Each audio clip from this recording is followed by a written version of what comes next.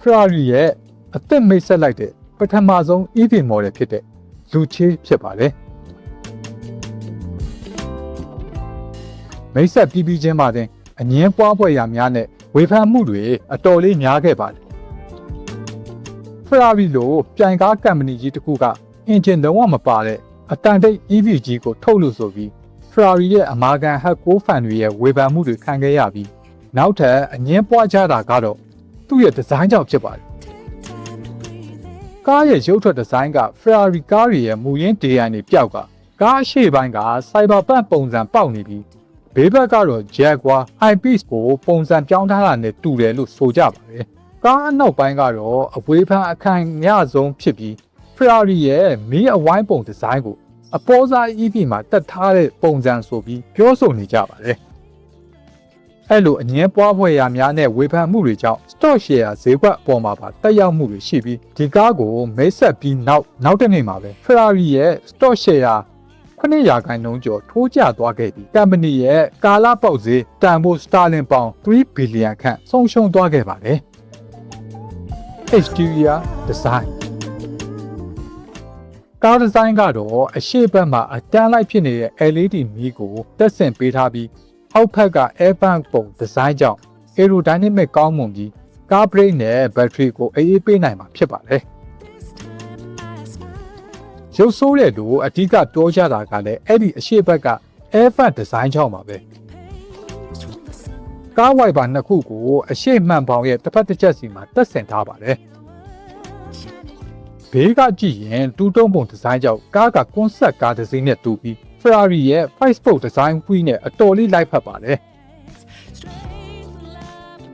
အနောက်ဘက်မှာတော့24လမ်းမရှိတဲ့အလွိုင်းနဲ့ဖြစ်ပြီးအရှေ့ဘက်မှာတော့23လမ်းမအလွိုင်းကိုတက်ဆင်ထားပါတယ်ကားတကားဖွင့်တဲ့ခလုတ်တွေကိုဘီပီလာမှာတက်ဆင်ထားပြီးကားတကားကို Rolls-Royce ကားတွေမှာတွေ့မြင်နေကြပုံစံ Ferrari Puro စံကွေးမှာတက်ဆင်ထားသလိုမျိုးတက်ဆင်ပေးထားပါတယ်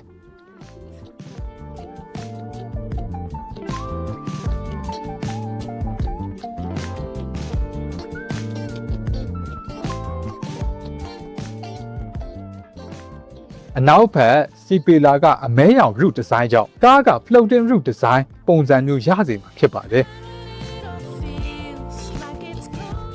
အနောက်ဘက်မှာတော့ Ferrari ရဲ့ signature ဖြစ်တဲ့အဝိုင်းပုံနောက်မီဒီဇိုင်းနဲ့အလယ်မှာတော့ Ferrari logo ကိုထည့်သွင်းထားပါတယ်နှစ်ထပ်ပုံဒီဇိုင်းနဲ့ဖြစ်ပြီးအနည်းငယ်ရုပ်ဆိုးတယ်လို့ခံစားရစေပါတယ် Ferrari ကထုတ်သမျှကားတွေထဲမှာအကြီးဆုံးနဲ့အရှည်ဆုံးကားဖြစ်ပါတယ်Interior design Interior design ကိုတော့ Ferrari ကိုယ်တိုင်ရေးဆွဲတာမဟုတ်ပဲ2009ခုနှစ်ကထုတ်ခဲ့တဲ့ Apple ရဲ့ပထမဆုံးမျိုးဆက် iPhone ကိုဒီဇိုင်းဆွဲပေးခဲ့တဲ့ Apple ရဲ့ Chief Designer ဟောင်း Jonathan Ive နဲ့ Co-founder ဖြစ်တဲ့ Mark Newson တို့ကဆွဲပေးခဲ့တာဖြစ်ပါတယ်အတွင်းကန်းကတော့လက်တွေ့အသုံးဝင်မှုရှိပြီးစမ်းသစ်တဲ့ပုံစံရှိကအပြင်ဘက်ဒီဇိုင်းနဲ့ဆန့်ကျင်ဘက်ဖြစ်ပါတယ်Motion steering မှာ traction control တွေ drive move button တွေကိုတက်တက်ရတက်ဆင်ပေးထားပါတယ်။ကား information တွေကိုပြတဲ့ graphic design ကစမ်းသစ်တဲ့အလဲဆန္ဒ display ကိုလည်းလိုအပ်တဲ့သူချိန်ညှိနိုင်မှာဖြစ်ပါတယ်။အပေါ်ဘက်မှာတော့ dash control button ကိုတက်ဆင်ပေးထားပြီး dash control ကို activate လုပ်ရတွင်လေယာဉ်တွေ helicopter တွေမောင်းနေရတယ်လို့မျိုးမောင်းနေရတယ်လို့ feeling မျိုးကိုပေးစွမ်းနိုင်မှာဖြစ်ပါတယ်။ graphic design layout တွေကတခြားကားတွေနဲ့မတူဘဲ unique ဖြစ်ပါတယ်။ air vent တွေရဲ့ design ကလည်းတမူထူးခြားပြီးစမ်းသစ်ပါတယ်။အလယ်က touch screen display မှာ analog ဒိုင်ခွက်တစ်ခုကိုတက်ဆင်ပေးထားပါတယ်။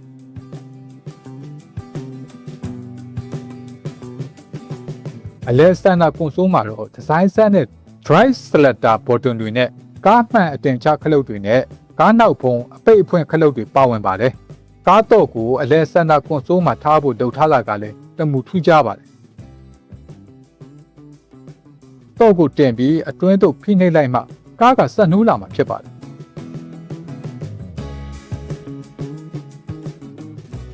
Entertainment system မှာတော့ speaker 21လုံးကိုတက်ဆင်ပေးထားပါတယ်။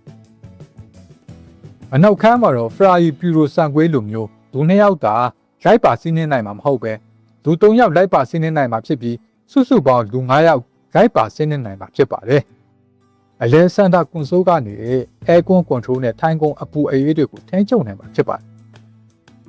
ကားနောက်ဖုံးကိုတော့ hatchback ကားတွေမှာလိုမျိုးအပိတ်အဖွင့်ဒီဇိုင်းကြောင့်ပစ္စည်းတွေကိုအတော်များများတင်ဆောင်နိုင်မှာဖြစ်ပါတယ် Battery and Specification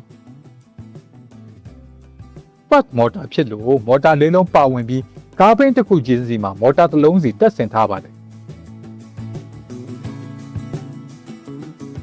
မြင်းကောင်ရေ1050ကျော်ထွက်ပြီး0 to 60ကို 2.5 second နဲ့အရှိန်တင်နိုင်တာအမြန်နှုန်းတစ်နာရီကို193မိုင်အထိမောင်းနေနိုင်ပါတယ်။ Mercedes AMG EV model တွေလိုမျိုးအင်ဂျင်တန်အတုကိုအသုံးမပြုဘဲလျှက်စစ်မော်တာတွေရဲ့သဘာဝအတိုင်းထွက်ပေါ်လာတဲ့အတန်ကိုပဲအသုံးပြုထားပါတယ်။ဒါဟာ electronic guitar တစ်လုံးတုံခါမှုကိုအတန်ချဲ့စက်နဲ့အတန်ထွက်အောင်လုပ်တယ်လို့မျိုးဖန်တီးထားတာပါ။ဒါပေမဲ့ဝေဖန်သူတွေက Ferrari ကားရဲ့အင်ဂျင်တန်ဆိုတာချင်းသိဟိန်းတန်တို့ကြောက်မက်ဖွယ်ရာကောင်းရမှာဖြစ်ပြီးအခုတော့အဲကွန်အတန်အကျယ်ကြီးဖွင့်ထားတဲ့နဲ့တူနေတယ်လို့ဆိုပြီးဝေဖန်ထားကြပါတယ်။ပမာဏအလွန်ကြီးမားတဲ့122 kW power ရှိတဲ့ battery ကိုအသုံးပြုထားပါတယ်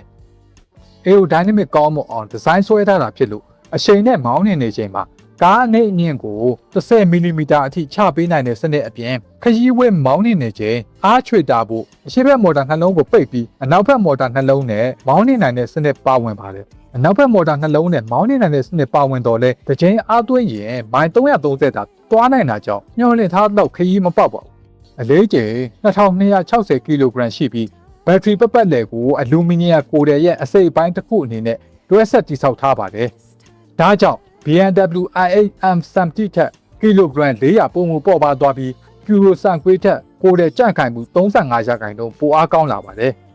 ။ဒါအပြင်အနောက်ဘိန်းပါလိုက်ကွေးတဲ့စနစ် Railway Steering ပါဝင်ပြီး Ferrari F80C ကနေ share ပြီးအသုံးပြုထားတဲ့ Active Suspension စနစ်တွေလည်းပါဝင်ပါတယ်။ Price ဈေးနှုန်း Ferrari ရဲ့လူချေးကိုသူတို့ရဲ့ပြိုင်ကားတွေကိုဝယ်ယူနေကြဖောက်တယ်တွေကိုပြတ်မှတ်ထားပြီးထုတ်ထားတာမဟုတ်ဘူးလို့ Ferrari CEO ကိုယ်တိုင်ထုတ်ပြောထားပါတယ်။ Ferrari ကလူချေးကို Ferrari fan တွေမဟုတ်တဲ့လူတွေကို target audience အနေနဲ့ရောင်းချဖို့ရည်ရွယ်တာဖြစ်ပါတယ်။အရင်က Ferrari တခါမှမစီးဘူးတဲ့နေပညာနယ်ပယ်ကလူငယ်တထေးတွေကိုဆွဲဆောင်ဖို့ရည်ရွယ်ပြီးလုံးဝကွဲပြားတဲ့ကားတစ်စီးအဖြစ်ဖန်တီးခဲ့တာအား Ferrari အမှုဆောင်တွေကလည်းသူတို့ရဲ့အမာခံဝယ်ယူသူတွေကို limited hyper ကျင်းတဲ့ဝင်ဖို့အတွက် combustion engine ကားတွေအစားလူချေးကိုအတင်းအဓမ္မဝယ်ယူခိုင်းမှာမဟုတ်ဘူးလို့ပွင့်နေထုတ်ပြောထားပါတယ်။ကားရဲ့ဈေးနှုန်းဟာ Sterling ပေါင်4,940,000ကနေစတင်မှာဖြစ်ပြီးဒါဟာ Puro Circuit ထက်ပေါင်3,000,000ကျော်ပိုများတယ်လို့နာမည်ကြီးဇိမ်ခံ EV ဖြစ်တဲ့ Rolls-Royce Spectre ထက်တောင်ဈေးပိုကြီးနေပါတယ်။ပြောင်းလဲလာတဲ့အနာဂတ် EV လောကမှာ Ferrari ရဲ့တန်ဖိုးကြီး EV ကဘယ်လိုမျိုးရလဒ်တွေထွက်ပေါ်လာမလဲဆိုတာကိုစောင့်ကြည့်ရုံမှတခြားမရှိနိုင်ပါဘူး